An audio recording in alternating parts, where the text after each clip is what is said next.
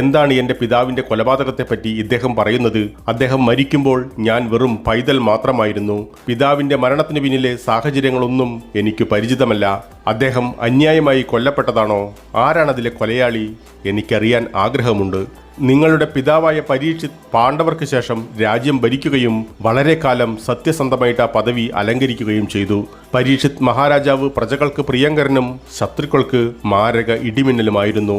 സർപ്പരാജാവായ തക്ഷകനാൽ വധിക്കപ്പെട്ടു. ഒരു ഋഷിയുടെ മകന്റെ ശാപം മൂലമാണത് സംഭവിച്ചത്. ഉദകൻ പറഞ്ഞത് സത്യമാണ് ജനമേജയ. താങ്കളുടെ പിതാവിന്റെ ഘാതകൻ ഇപ്പോഴും സ്വതന്ത്രമായി വിഹരിക്കുന്നു. മറുപടി ശ്രവിച്ച ജനമേജയൻ വർദ്ധിത കോപത്താൽ കുറച്ചുനേരം ഉരിയാടാനാവാതെ ഇരുന്നു.